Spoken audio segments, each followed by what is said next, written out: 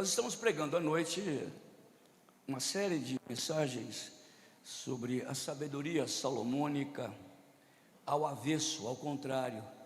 Como a pessoa que não é sábia vive no mundo. E Salomão escreve um livro para falar da sabedoria ao contrário, que é o livro de Eclesiastes. E ele fala também da sabedoria a favor do tempo, da história, da vida, que é o livro de Provérbios. Sabedoria é o homem vivendo acima do sol.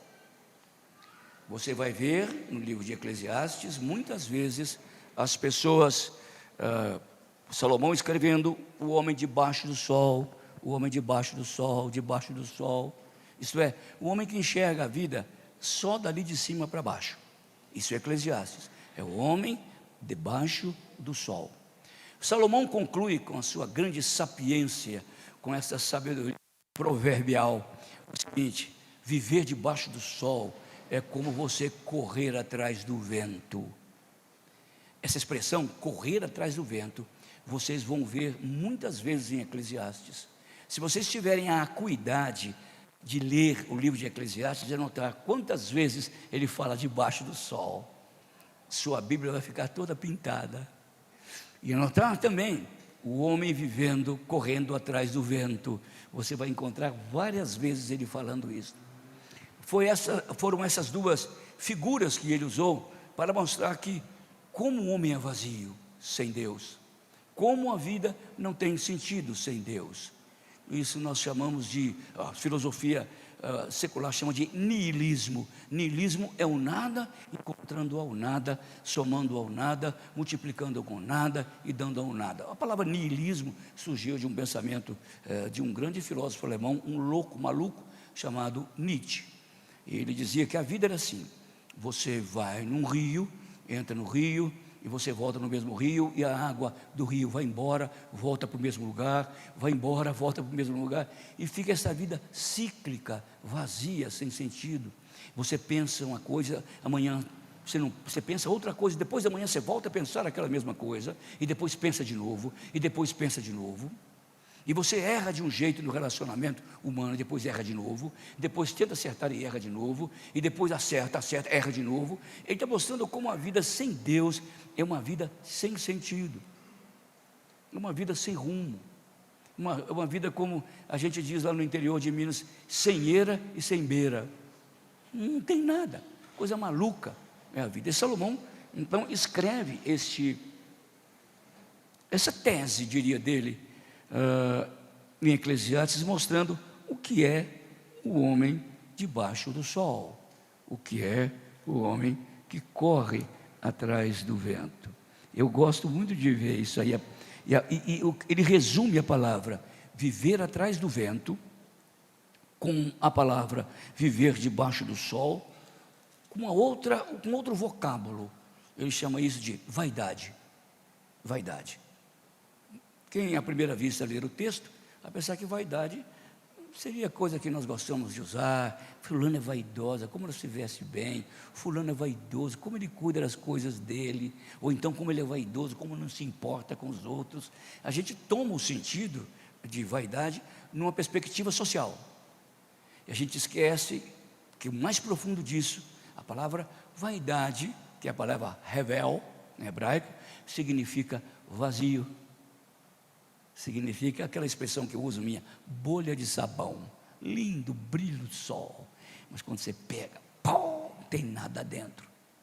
A palavra vaidade, aqui em Salomão, significa isso, bolha de sabão.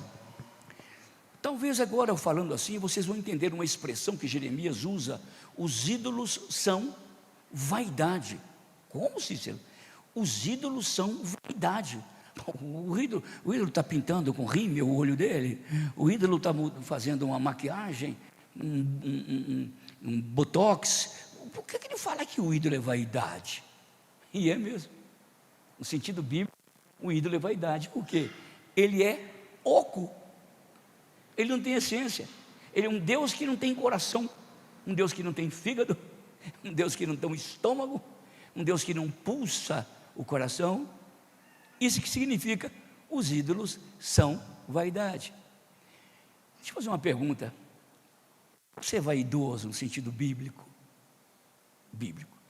Você é oca por dentro? Eu estou falando como homem, tá? Você já viu aquelas moças maravilhosas? Poxa, mas quando vai conversar, não tem nada dentro. Você vê de fora um Porsche, quando você entra é um Fusca velho, caindo, quebrado, que não tem nada. Sabe o que chama isso? Vaidade. Não estou dizendo que toda moça bonita é assim, não, tá bom? Tem um monte de moça bonita aqui, de mulher bonita. Vocês não são vaidosas nesse sentido. Mas normalmente, as pessoas que dão muito valor ao externo, normalmente, elas se tornam ocas por dentro. Não estou dizendo que a gente não tem que se cuidar. Quando você dá, eu estou falando muito valor ao externo, geralmente você é oco por dentro, você é oca por dentro. Quando você gosta de usar roupa boa, que é legal, gosto também. Mas quando você olha mais para a marca da roupa do que pela beleza da roupa, você está andando atrás de coisas ocas, porque a beleza é maior do que a marca, a beleza é maior do que o logo. Então, quando a gente fica muito coisificado, a gente acaba perdendo a essência da vida. Não é que eu não gosto de usar roupa com marca, gente, não é isso. Vocês estão entendendo o que eu estou falando. Quando a gente começa a valorizar demais essas coisas, a gente começa a ficar oco por dentro. Oco, vazio. Não tem coisa pior no mundo do que isso. Eu estava na casa do meu filho, sexta e ontem, eu cheguei ontem de São Paulo, e o Nelsinho falou comigo: você está muito barrigudo, pai. Que barrigudo, olha que gracinha que eu estou. Não, preciso cuidar. Aí ele pegou uma injeção, que eles chamam de bunjaro, sei lá o que é, e me aplicou na barriga.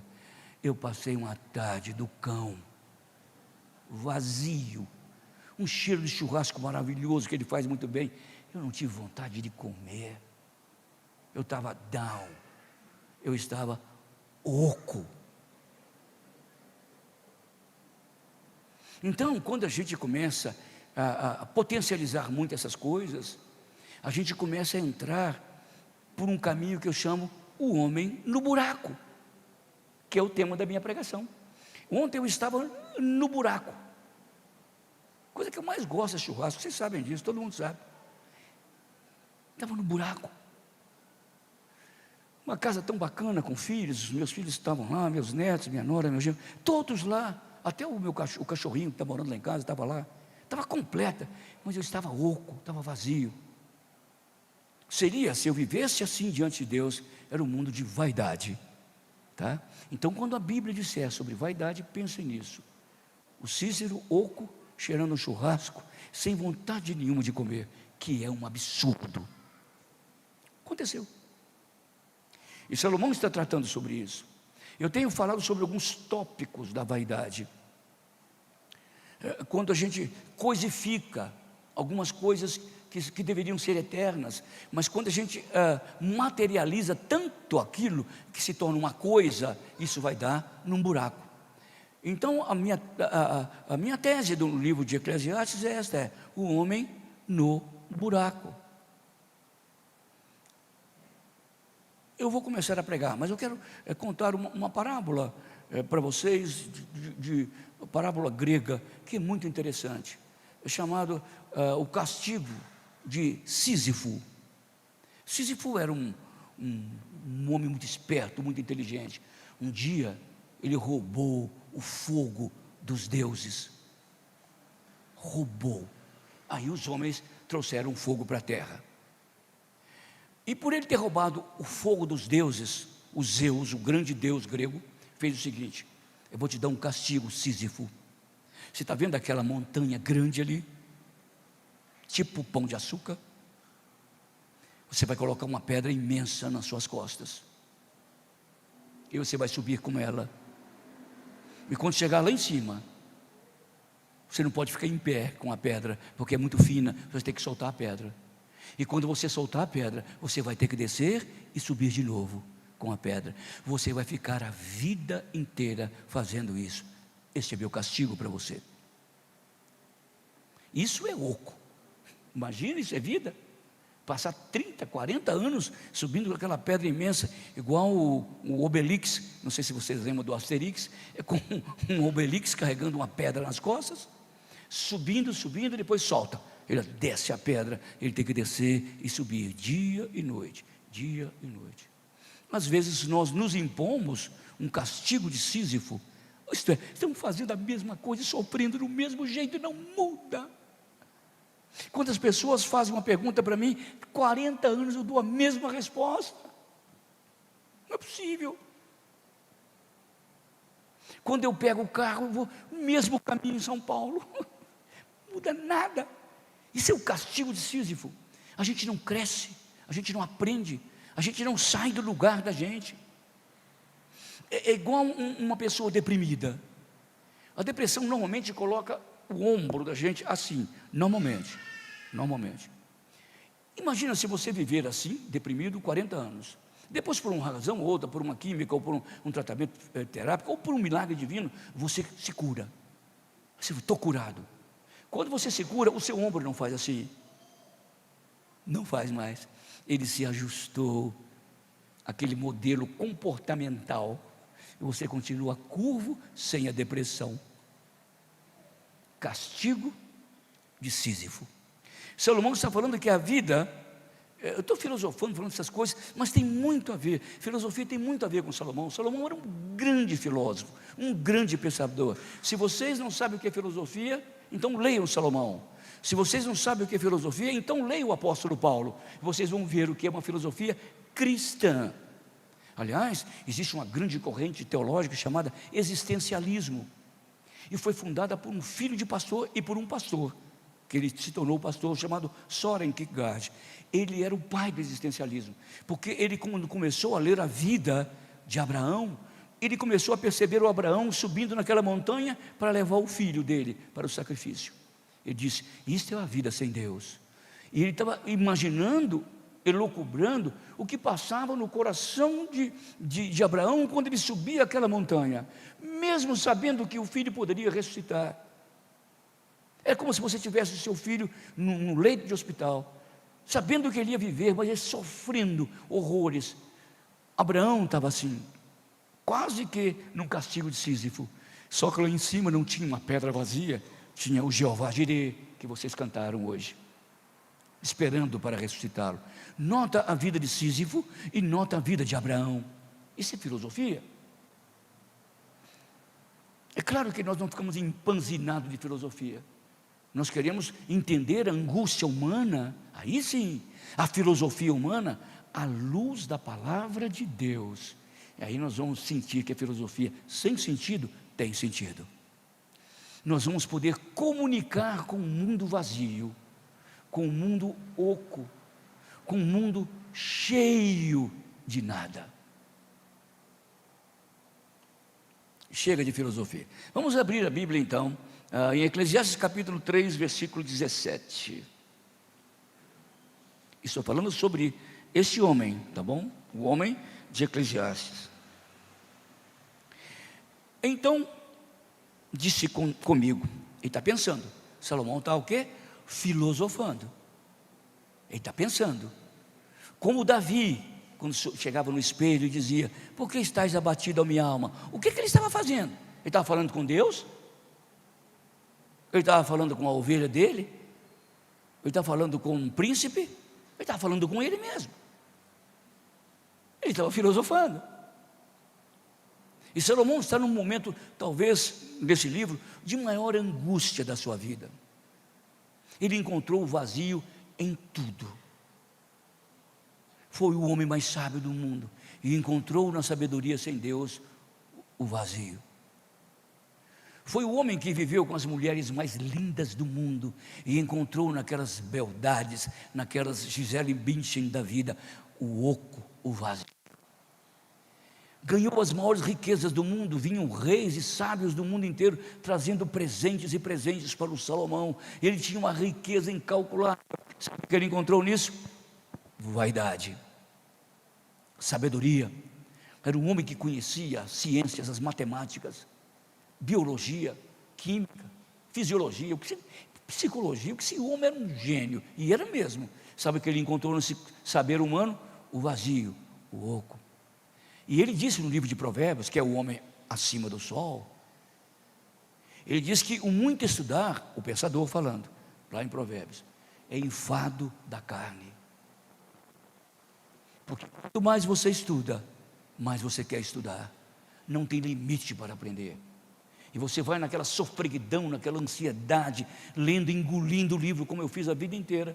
E se for por isso só, eu vou encontrar a vaidade, o oco, o vazio, uma bolha de sabão, um Porsche, que dentro é um Fusca velho, acabado. Esse que Salomão está falando. E ele diz o seguinte: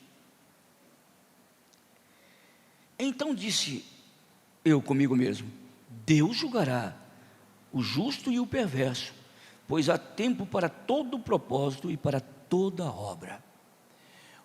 Embora ele seja pessimista, embora ele veja o quanto que ele pecou diante de Deus, e ele vê que as pessoas que estão os seus pares, que são humanos, os seus súditos, os seus príncipes, as princesas que ele conheceu, e com algumas ele conviveu. A rainha de Sabá veio lá da África, uma mulher negra maravilhosa, linda, e viveu lá no Palácio de Salomão há alguns anos.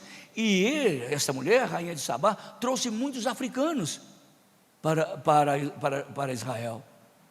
E muitos africanos casaram com os judeus, tiveram filhos.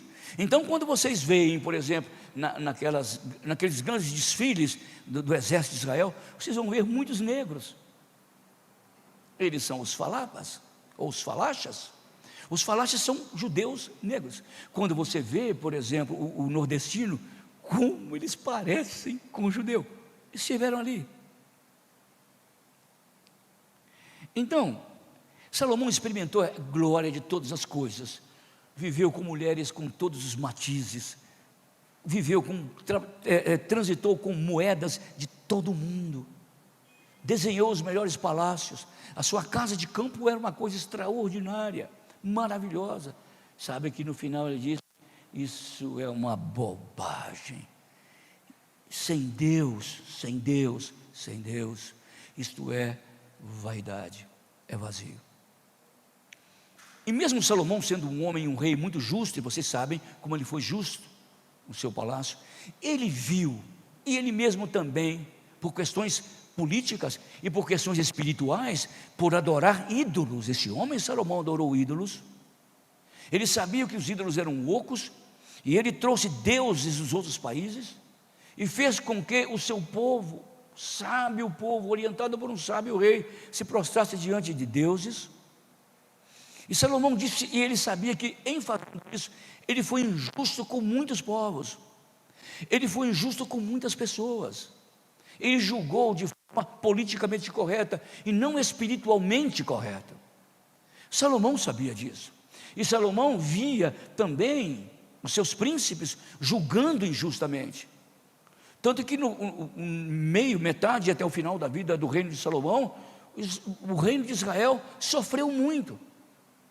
O povo judeu empobreceu muito com a riqueza de Salomão, com a riqueza do seu palácio, dos seus palácios, das suas casas, com a beleza das suas mulheres e suas amantes. O povo de Israel sofreu muito. Então ele via muita injustiça na vida dele, muita injustiça através dos seus príncipes, dos seus juízes, dos seus sátrapas, dos seus sábios. Ele sabia que havia injustiça.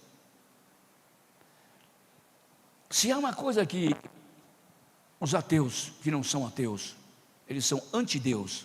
Tem ateu que é só ateu. Eu gostaria de crer, eu não consigo crer. Gostaria de crer, eu não consigo. Mas outros que não querem crer, creem, mas não querem crer, para ser anti-Deus, anti-ateu, anti-Deus. Eles falam o seguinte: se Deus fosse tão bom, por que haveria tanta injustiça no mundo? O Salomão sabia porque haveria. Se Deus é tão bom, porque teve esse ciclone no Paraná. Agora Deus é um papai que tem filhos mal criados. Os homens arrebentam as matas, destroem os rios, acabam com os peixes, enche o mundo só de coisas materiais que possam trazer recursos e finança, enriquecer a sua vida ou o país. Aí Deus diz: por que vocês fizeram isso? Por que eu sou obrigado a atender à loucura do vazio da vida de vocês? Eu não sou um Papai Noel. Eu sou um Deus que ama o homem, que no meio dessa desgraça eu consigo buscar pessoas, eu consigo salvar pessoas, mas eu não sou um Papai Noel para criar infantiloides que destroem o mundo e eu conserto, destrói o mundo e eu conserto. Há que haver um castigo de Sísifo sobre vocês. Isso se chama justiça.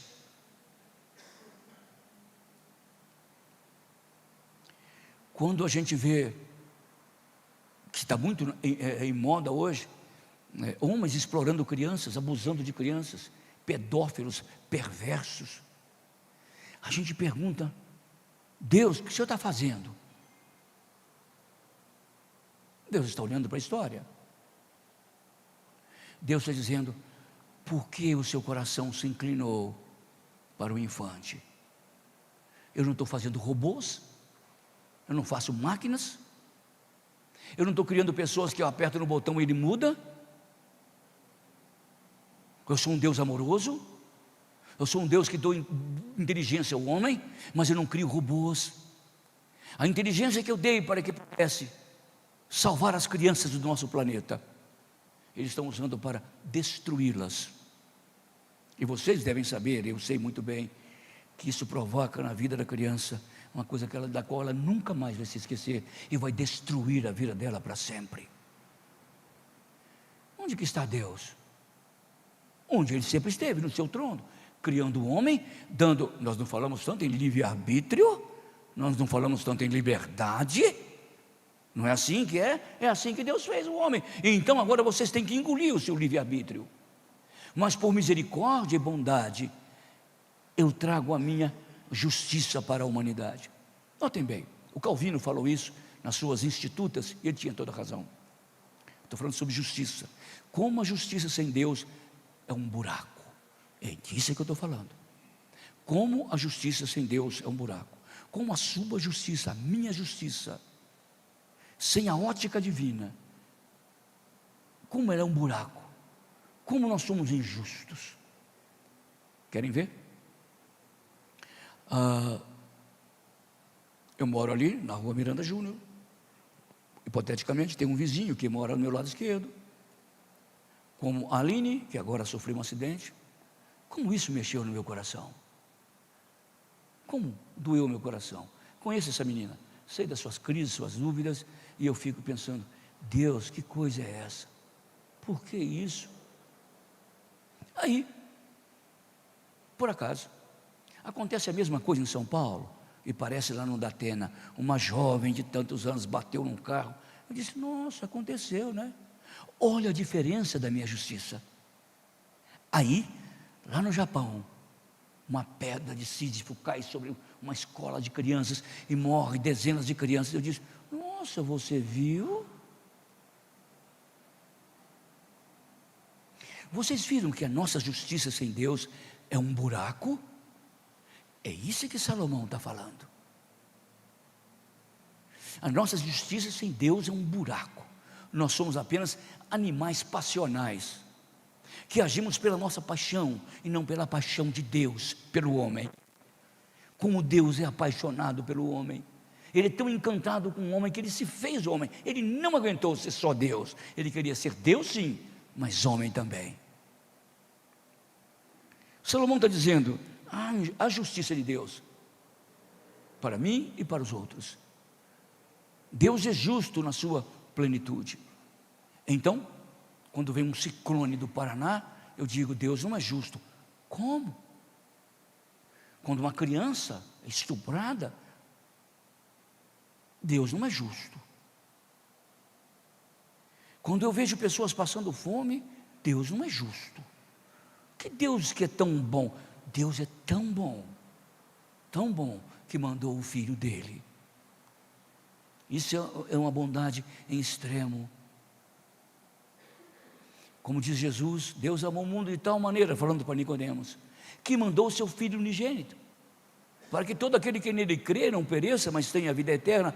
Pois Deus não enviou o seu Filho ao mundo para que julgasse o mundo, mas para que o mundo fosse salvo através dele. Quando isso acontece, o mundo mesmo está se julgando.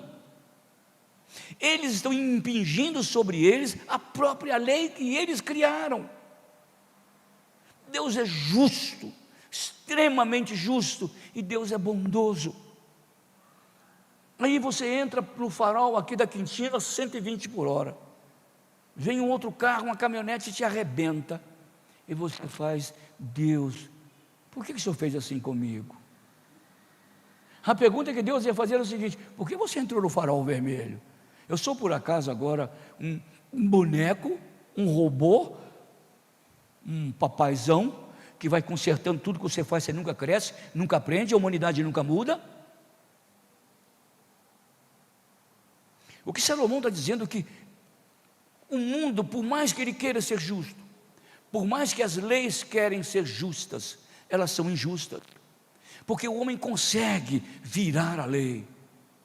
Ele transforma coisas que não existem em factoides, fatos que não existem, mas parecem que existem, aquilo que nós chamamos de narrativa. Os homens conseguem fazer isso com a própria lei, que tem que trazer justiça. Vocês já imaginaram isso? Quem assistiu aquele filme, O Advogado do Diabo? Assistam, por favor. O diretor foi tão inteligente que ele disse: eu vou pegar um tipo de profissão que eu vou usar um homem lindo, bonito, inteligente. E ele procurou, achou quem? O advogado. Porque o advogado trabalha com leis que governam o mundo e que governam a ciência. E o diabo, Al Pacino, o grande ator, ele começa a trabalhar na mente daquele cara. É o Keanu Reeves, cara bonito, inteligente, e ele entrou no mundo do direito e começou a ganhar dinheiro e fazer muita fama.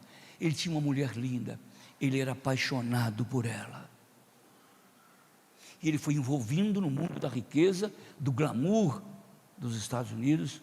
Afinal, aqui ele traiu a mulher dele, e ele foi reclamar com o diabo, Al Pacino, e ele chegou e disse: por que você fez isto comigo?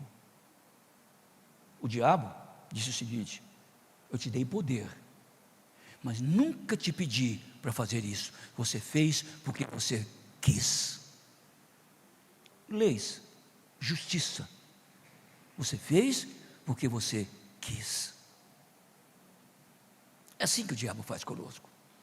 Ele vai soltando corda, quando você não puder voltar mais, ele solta a gente para o buraco de Eclesiastes, e a gente se torna pessoas injustas, extremamente injustas, porque nos detalhes a gente vai se tornando injusto, vai perdoando menos aqueles que têm que receber perdão, amando menos aqueles que mais têm que ser amados, se afastando daqueles que mais precisam de companhia. A gente faz isso.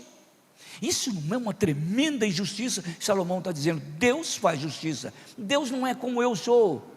O Deus da Bíblia não é o homem de Eclesiastes. Ele é justo.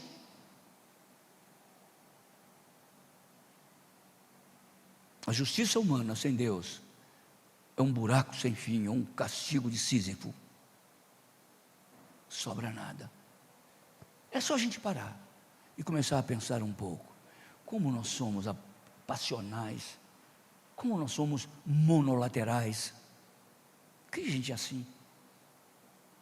Por causa do pecado? Por causa do buraco? Vou cristianizar a justiça, porque tenho que fazê-lo como pastor protestante. Esse texto que ele está profundamente ligado a Romanos. Romanos é um livro que trata sobre a justiça de Deus e a injustiça humana. Talvez se você tivesse Romanos tão decorado na sua mente, esse texto ia ficar muito claro para você. Porque na verdade o que Paulo está contando em Romanos, em termos muito difíceis de entender, de verdade, até Pedro, o apóstolo, tinha dificuldade de ler as cartas de Paulo.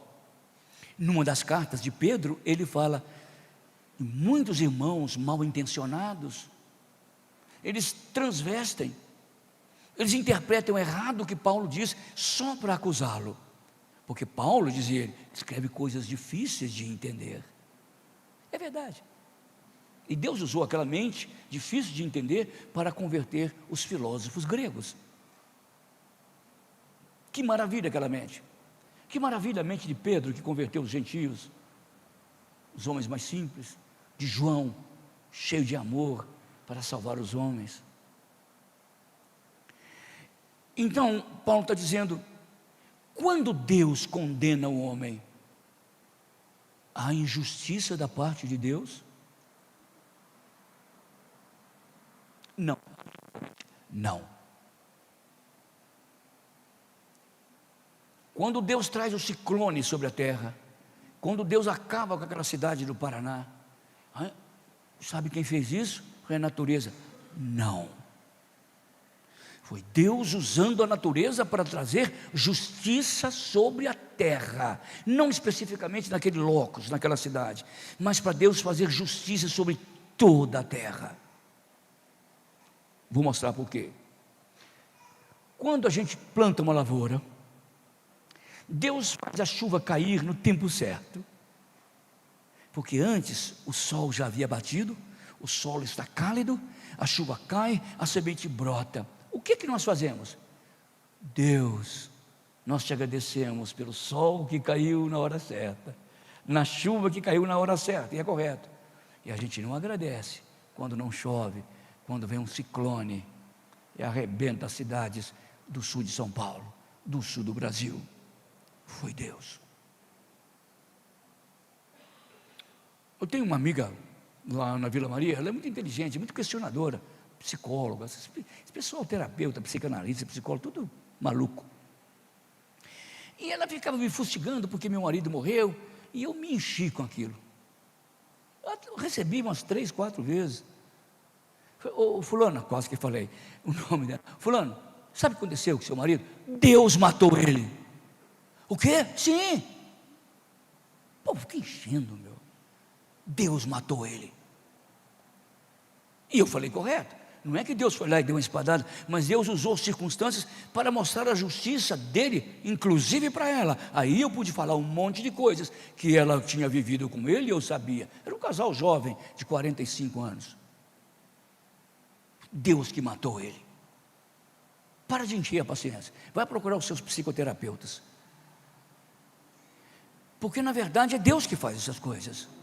Agora a gente tem que entender por que Ele está fazendo. O seu Deus mandou entrar em Jericó. Olha que Deus mau. Mandou Josué matar homens, mulheres e crianças. Só salvou uma tal de Raabe, que era uma prostituta. Olha esse Deus seu. Deus não devia só destruir Jericó, Ele devia destruir Jaú, Sodoma e Gomorra, Araraquara, Ribeirão Preto. Mas por paciência, por bondade e por misericórdia, Ele detém a sua justiça, senão não sobra ninguém.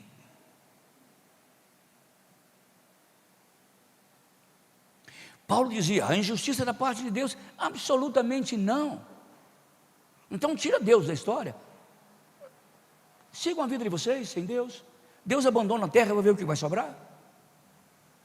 Se há um pouco ainda de graça e de misericórdia de Deus nesse mundo, sabe quem que segura essa barra? A igreja. Essa igreja que a gente fala mal dela, da minha, essa igreja ainda é sal da terra, ainda é luz do mundo. Um dia essa igreja vai sair daqui, ela vai ser arrebatada.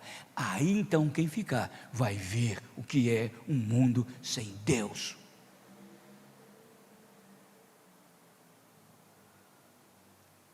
E agora, Cícero?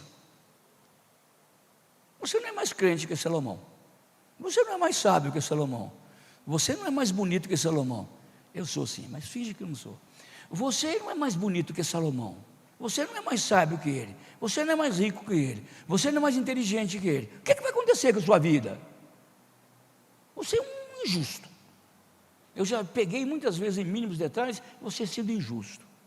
Quando o japonesinho morreu, você não orou pela mãe dele. Não orou. Não adianta me enrolar. O que aconteceu com você? A Bíblia diz que Deus trouxe uma justiça na terra encarnada. Paulo diz na sua primeira carta aos Coríntios que Deus se tornou, da nossa parte, em Jesus Cristo, santificação, honra e justiça. De tal modo que eu posso falar, mesmo que eu não seja justo, mesmo que o mundo não seja justo, Jesus é a minha justiça. Sabe o que é justiça? Não é dar uma oferta para um igual ao outro. Justiça significa retidão absoluta, retidão moral, vivencial, emocional, física e espiritual. Retidão absoluta. Isso que se fala na Bíblia de justiça, de onde vem a palavra prumo do pedreiro. Retidão moral absoluta. Mas como é que esse homem todo torto como eu posso me tornar justo? Porque Deus desflechou a sua justiça. Essa justiça do Sísifo, essa justiça do ciclone, essa justiça dos terremotos, essa justiça das guerras, das mortes na faixa de Gaza, essa justiça que sofre os ucranianos e os russos, esse monte de gente morrendo. Deus pagou essa injustiça do homem, da qual eu, Cícero, sou parte. Deus veio ao mundo e pagou essa dívida que eu tenho, não só como self, como eu, como um ser, como um CPF, mas a injustiça que eu tenho como humano, porque eu carrego em mim a humanidade dos homens, desculpa a redundância.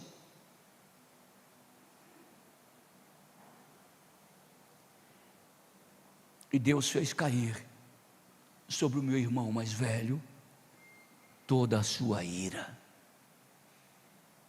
Meu irmão mais velho, um tal de Jesus, filho de Maria, nascido em Nazaré. Quando ele subiu lá na cruz do Calvário, cruz vergonhosa, seminu, zombado pelos homens, zombado pela religião, esquecido pelos amigos, Deus fez cair sobre esse meu irmão mais velho toda a minha injustiça. Ele pagou por mim na cruz.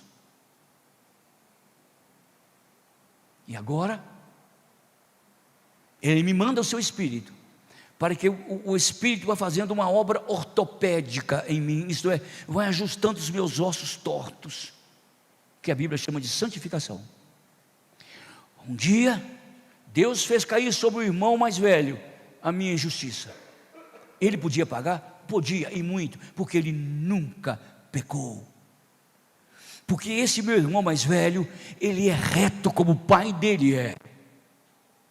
E como eu, como um homem não sou, e ele como um homem é reto.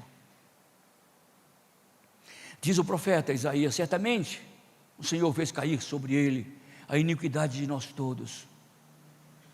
E a chaga, o castigo que nos traz a paz, estava sobre ele, e pelas suas pisaduras nós fomos curados. É assim que Deus vai fazer justiça ao mundo. Com Cristo, libertação; sem Cristo, condenação.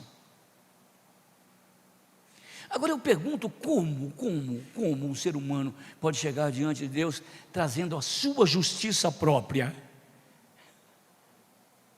Deus disse: você não se enxerga não, coisa horrível? Olha aqui no meu espelho, olha quem é você, como você quer morar no meu céu? Quer saber como é que é a sua cara, sem mim? Vai lá na terra, leia Romanos, você vai ver quem é você. Então foi ali que Jesus não tinha aparência nenhuma que nos agradasse. Ele assumiu a minha fealdade, a minha feiura, Ele assumiu a minha injustiça, Ele assumiu a minha morte com a sua morte, Ele assumiu a minha impureza com a sua santidade, Ele assumiu a minha morte com a sua ressurreição. Por isso, quando Paulo diz lá em Corinto, ele diz com maior alegria, 1 Coríntios capítulo 1, versículo 30, Jesus, justiça minha.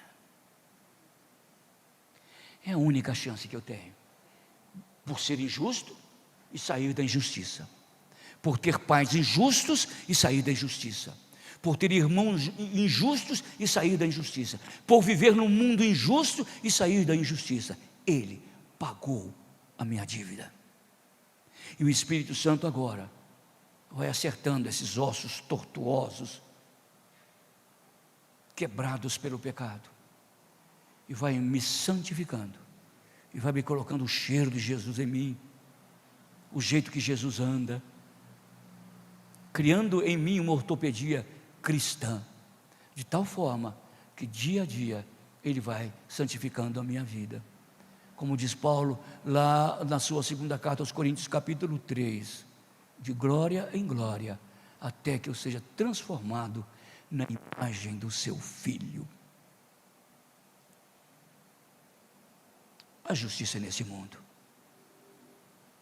Deus está fazendo justiça em mim, quando desflechou a sua ira, a sua justiça sobre o seu Filho, de tal forma que eu pagou a minha dívida.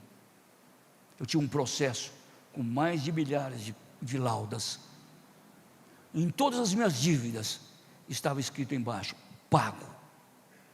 E quando o pai, o juiz foi olhar, ele viu a assinatura, disse, essa assinatura não tem jeito, eu tenho que justificar esse cara. O advogado que assinou isso aqui foi o meu filho, e assinou com o seu sangue. Estou livre. Jesus é a minha justiça. Salomão tinha razão em dizer, sei que tudo quanto Deus faz dura eternamente, nada se lhe pode acrescentar e nem tirar. Isso faz Deus, porque os homens temam diante dele. E continua dizendo, versículo 16, vi ainda debaixo do sol, que no lugar do juízo reinava a maldade, e no lugar da justiça, a maldade ainda maior. Então disse comigo, Deus julgará o justo e o perverso, pois há tempo para todo o propósito debaixo da terra. Deus me julgou em Cristo. Eu não sou justo originalmente, eu sou montado. Montaram o meu corpo, a minha alma, através da cruz, esse médico divino, ele me ajeitou, ele me ajustou. Originalmente eu sou todo torto, mas eu não sou justo, eu sou declarado justo, eu sou feito justo, não sou fake, sou feito pela mão de Deus. E o justo e o injusto também sofrerá a sua justiça, como eu, justificado, também recebi a justiça de Deus, quando Deus desflechou sobre o seu Filho a sua ira. Nunca Deus abandonou o seu Filho, nunca, desde a eternidade passada, nem o presente, nem a eternidade futura. Naquele dia, sabe o que Deus fez para ele? Eu não consigo explicar isso, não consigo. O que aconteceu naquela hora? E o filho sentiu um vazio tão grande dentro dele. Ele disse, por que tu me desamparaste? Por causa de mim, Cícero, por causa de você, injustos. Foi que Deus, o Filho, sofreu a maior solidão que o mundo pode ter, que é a solidão de Deus. Imagina a amizade que ele tem com o Pai, como ele curte o Pai, e como o Pai virou as costas para o amado do seu coração. Deus vai julgar o mundo. Há justiça em Deus. Não fiquem preocupados, Ele está fazendo justiça. Quando Ele está ajeitando esses buracos do mundo, Ele está só arrumando, para que o mundo não se acabe.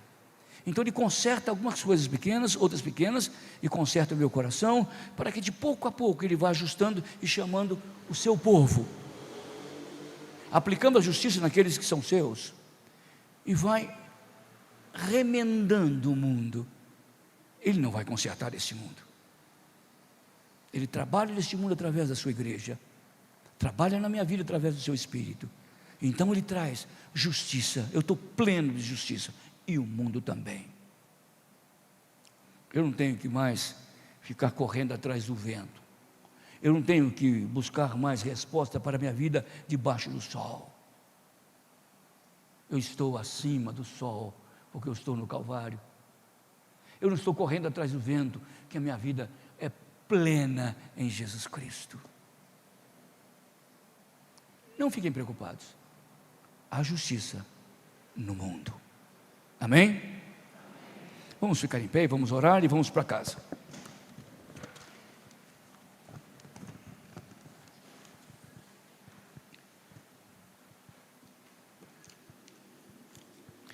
Oh Pai querido, obrigado Senhor, porque desde amanhã estivemos nesta esfera, nesta vibe, nesse momento, com a família, com os irmãos, cantando, adorando.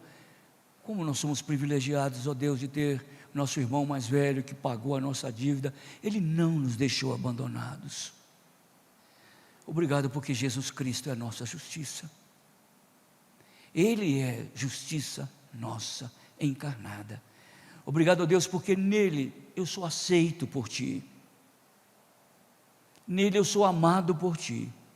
Nele a sua igreja é santificada pelo Seu Espírito. Obrigado, Deus, por um livro tão difícil, tão pessimista, mas que nos traz notícias tão novas em Jesus. Que a gente possa voltar para casa incomodados, com a nossa falta de justiça, com a nossa intemperança, com a nossa passionalidade. Oh Deus, dá-nos um coração justo. Tua palavra diz que a luz do justo, a vida do justo é como a luz da aurora, que vai brilhando, brilhando até ser dia perfeito, diz o grande proverbialista. Mas às vezes, ó Pai, a gente deixa de brilhar. Tenha misericórdia, que a nossa luz da sabedoria de Cristo possa ser como aquela luz de Provérbios, que vai brilhando, brilhando, até ser dia perfeito. Em nome do Senhor, nosso irmão mais velho, o nosso Salvador querido, a nossa justiça, Jesus, o amado nosso, que logo voltará. Em nome dele que oramos. Amém.